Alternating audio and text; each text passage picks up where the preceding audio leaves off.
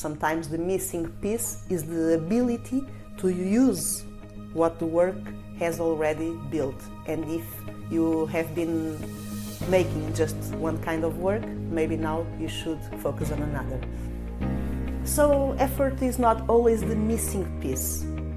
There comes this point where effort stops being what is missing.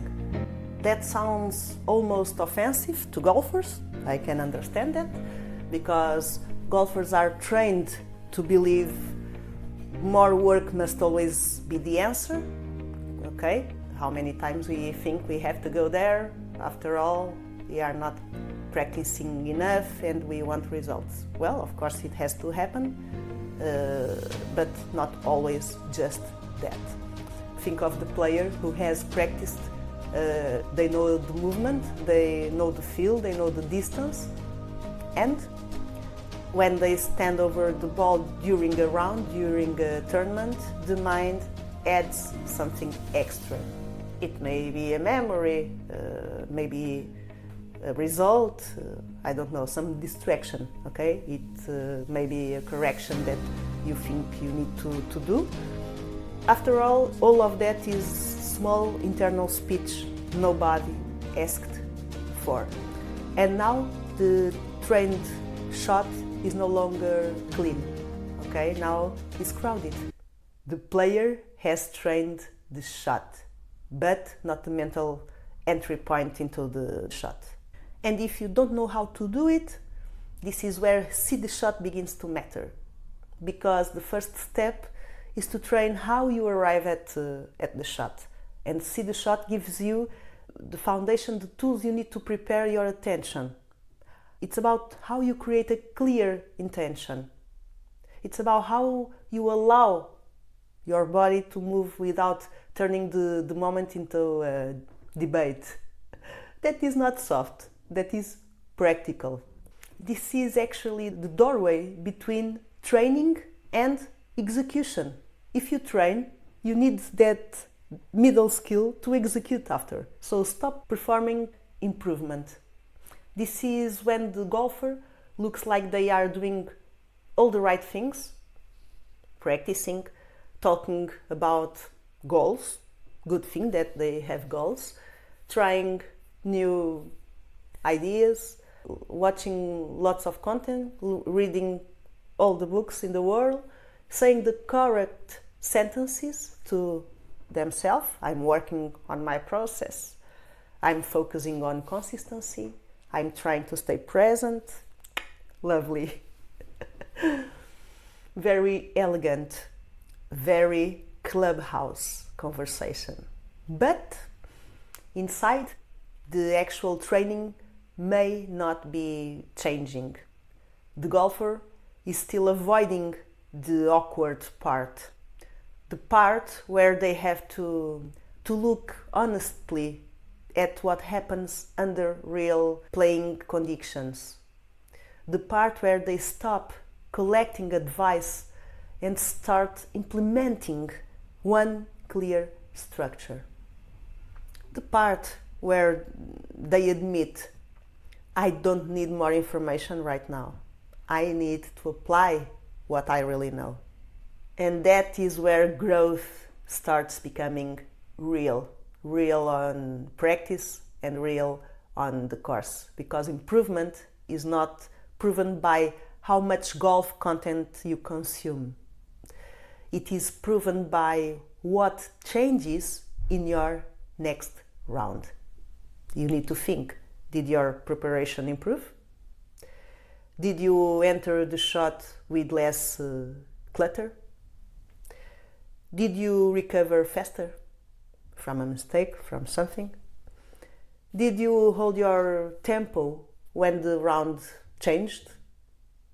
Did you commit to the decision instead of adding emergency corrections? That is real progress. Quiet, measurable, sometimes invisible to others, but you play for yourself, okay? This is not theater. The important thing is being very visible to your game. So you can be the quiet builder. The golfer that benefits the most from mental training is often not the loudest one, not the one posting every swing change, maybe not the one declaring a complete reinventation every Monday morning. It is usually the quiet builder, the golfer who has been practicing, learning, evolving, noticing new patterns, and the golfer who is trying to understand why the good work does not always travel from training to the course. And there is so much work to be done in there. The golfer who knows there is more in the game. The golfer who has enough humility to say, my technique matters, but maybe my mind needs training too. That golfer is dangerous, that tough golfer, in a very civilized way, of course. Because once they start building the second game, their practice becomes more useful. And then you can see real improvement. They no longer train shots in isolation. They train access to shots in the same times that they train the shots. They practice like if they would be in the tournament. They no longer think it's just practical technical skills. They ask, can I repeat the preparation? Can I recognize the intention? Should I stay with the same rhythm? And can I stay with the same rhythm, with the same tempo? Am I capable of doing that? Can I recover after a poor shot, a poor swing, a poor tempo? Can I bring this to the course? And this is a different kind of training. It's mental training and is to be all made together. And over time it changes everything. It changes your golf. It's going to be your best golf ever. Most golfers think change happens when a huge breakthrough arrives. Well, it's not a new swing that is going to finally explain everything. And yes, those moments usually last about as long as a banana in a golf garage. Real change often begins more quietly. One decision, one commitment, one training structure, one moment where a golfer finally says, I'm no longer going to treat the mental game as optional. That is the decision you need to make. Because once you start training this second game, your technical training is going to get a new container. Your practice is going to have more purpose. Your routines are going to have a reason to exist. Your attention is going to have direction. Your mistakes are going to become more useful because you are going to understand why they happen, and you are going to have an anticipated plan to solve them. Your progress is going to become easier to track, and your best golf, yes, is going to become less dependent on lucky conditions and on mood and everything. This is not instant transformation, of course, but from my point of view, it is better than that. It is trainable transformation. It's the kind of improvement you can build, the kind of transformation you can repeat, the kind of transformation that does not depend on waking up and mysteriously feeling confident. Well, it's a lovely fantasy, but it's not a plan. And it can happen, but not always, and you can't count on that. So, what to do practically? Well, if you are asking to yourself, right, where do I start? Well, you can start on the training platform, and it's very easy. You register easily and access the free lessons available there. Begin with the diagnostic kit, and then see the shot, and finally the mental golf accelerator. See the shot is the practical starting point for learning the mental tools. You will begin to understand how to use attention, visualization, breathing and focus cue properly. Not as cliches, not as decorations, okay? But as tools that prepare your mind for execution, for executing your technical skills at your peak performance. Because before you can build a full process, you need tools that actually work for you, for your type of interference.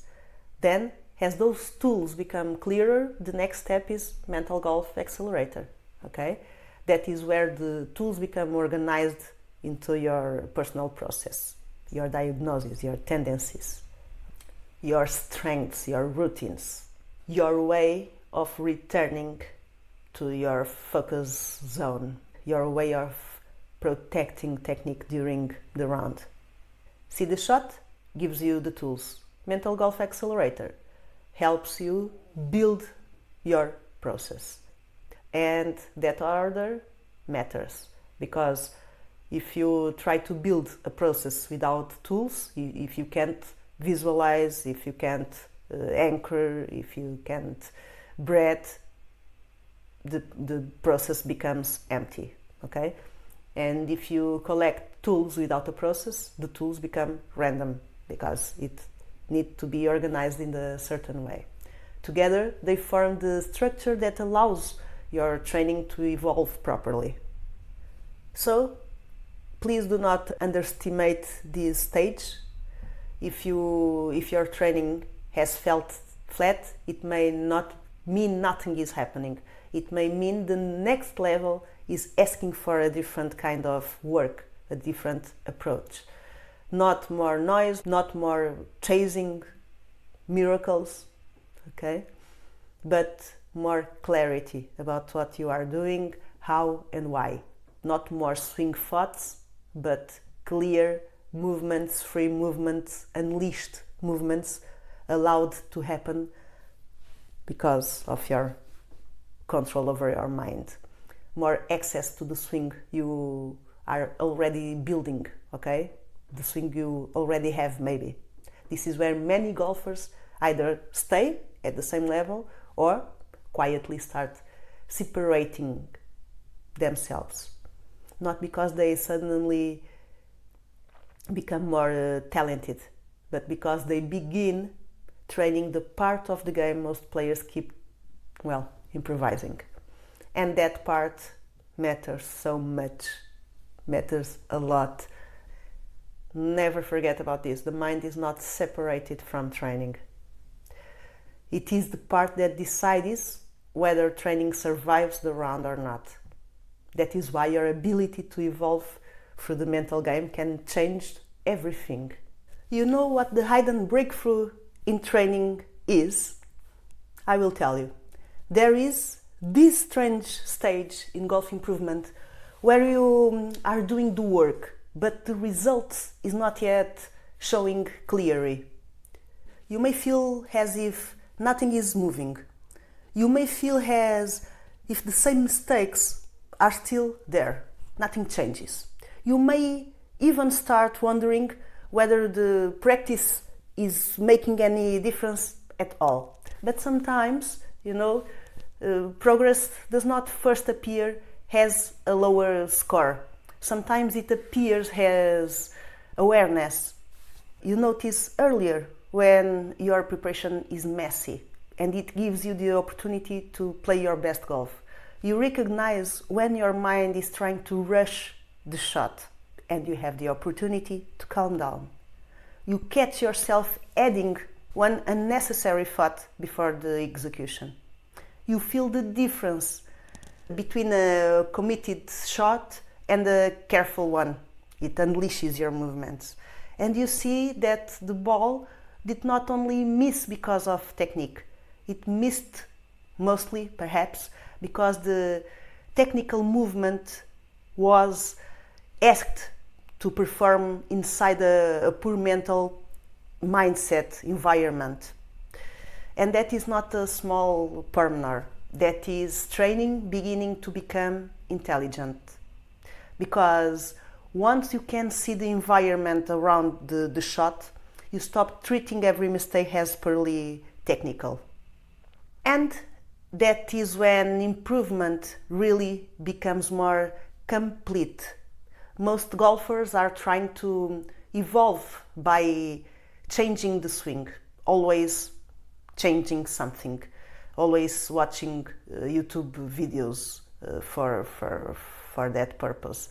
But the golfer also has to change the conditions in which the swing is used, not just about the technical. And that is the second game. That is so important. And when the second game improves, your technical training starts to have a better chance of showing up, not just more drills. So you need to stop pushing the wrong door. One of the biggest traps in golf training is the belief that if something is not working, you simply have to push harder. You need to hit more balls, you need more drills, you need more lessons, never mental lessons, never, just technical. More swing thoughts, you begin to think that you have some routine, but you didn't build it. More correction, one more bucket and I will find it, a noble tradition. And also, occasionally, a hostage situation.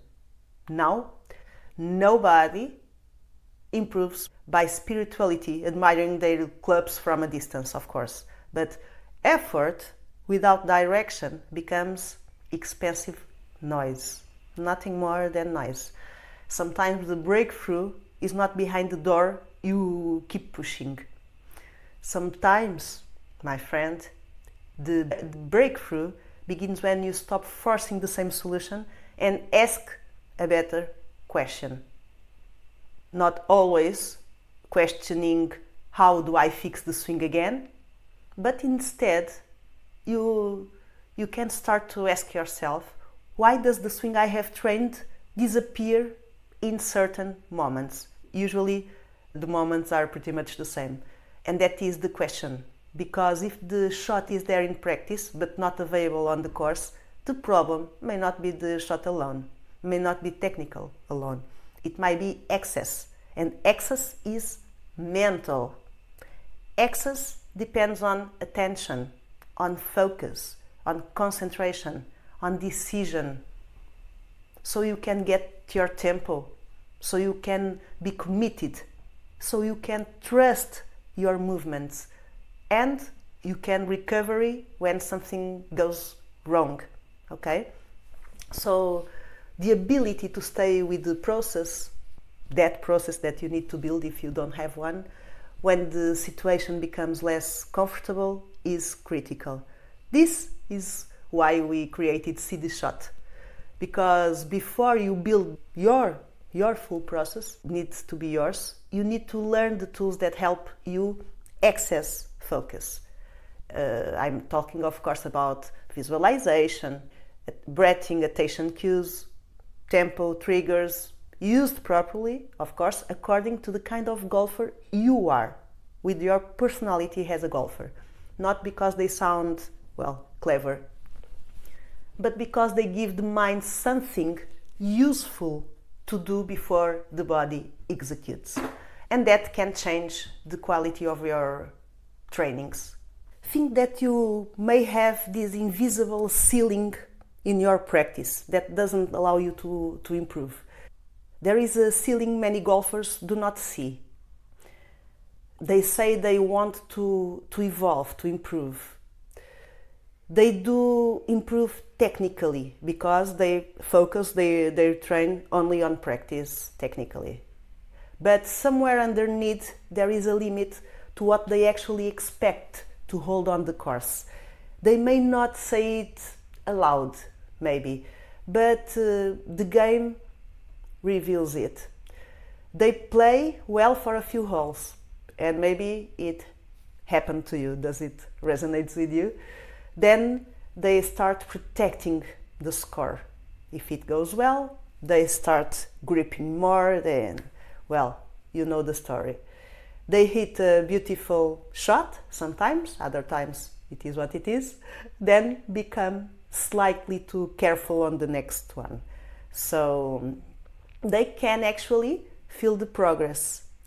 Then start checking whether the progress is still there instead of simply playing the shot. They sometimes begin to receive what the training has created and immediately make it fragile. And that is not lack of effort, rarely is, that is lack of mental capacity to hold the new level. And this is a serious point. Some golfers do not need more drills, do not need more effort, because they are not going to evolve if they don't have a mind that can hold what their effort is already producing. Because improvement can feel strange sometimes. A better score can feel unfamiliar. You are not used to that, and so you shake. A calmer round can feel suspicious. Calmer round, not for me. I know what it is. And a run of good shots can make the golfer think, right, don't ruin this, and let's grip and let's change our tempo. Excellent. The sentence that often ruins all of it. So mental training is not only about recovering after mistakes. It is also about learning how to keep playing when improvement finally appears. That improvement that we have been practiced so much for. And we need to know how to let good golf continue without turning it into a fragile object. So, how to receive progress without immediately over managing it? That is a major part of evolution, and it is one of the essential competencies that you need to have in our unstoppable golfer will. And it is rarely discussed. False progress versus real progress. Another thing that training can reveal is false progress. Not fake progress, false progress. There is a difference. False progress is when something looks productive but does not actually transfer. A golfer can spend hours working on drill and feel very dedicated. A golfer can collect swing advice and feel very informed. A golfer can record the swing, analyze positions, compare angles, and develop a small PhD in their own backswing. All impressive, all super. But the question is, can you see it on the course? That is the question. Does it survive one ball, good or bad? Does it survive one lie, one decision, one score? One moment where there is no second attempt? You need to ask what happens in your game. Because training that does not transfer is not useless, but it is incomplete. It has not yet been connected to the second game. This is where mental tools become essential, critical. A technical drill tells the body what to do, okay? But a mental tool helps the player access that movement under real conditions. Doesn't matter what the conditions are. A routine gives that tool a place to protect what you trained before. A process connects the routine to the player's usual interference. That is the chain. Tools, routines, process. Think with me. if one part is missing, progress may stay trapped in practice, okay? And that is deeply frustrating, especially after buying range balls, watching free tutorials and convincing yourself that Thursday evening had solved golf. Thursday evening rarely solves golf. I'm sorry to say it. It might help, of course it does, and after all it's our passion, but it needs structure. It's a parallel game. Distraction replacing direction is something that happens a lot. One of the clearest signs that your training needs mental structure is this. One of the clearest signs that your training needs mental structure is this. You are constantly busy with golf, but not necessarily directed. You watch YouTube videos, lots of reels, Instagram all the time, lots of tips, and you learn about, of course, swing keys, new drills, different opinions, different coaches, different points of view, different feelings. You know everything about the clubs and different clubs, different explanations for each club, and somewhere inside all of that the question appears. Where exactly is this taking me?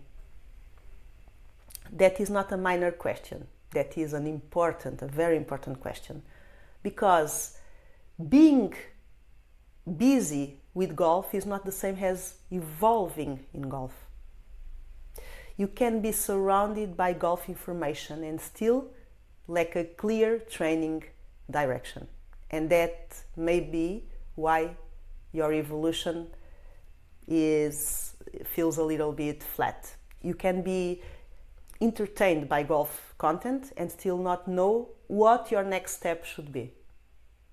Stay with me in this. You can feel like you are doing a lot and still avoid the part that would actually change your game.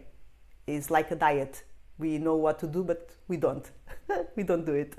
Usually because that part requires structure. Less exciting than a new tip.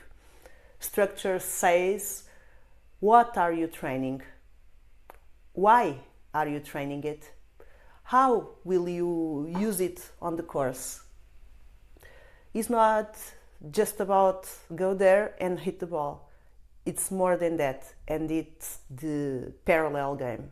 What mental conditions does it require to happen as you wish? What routine will protect it?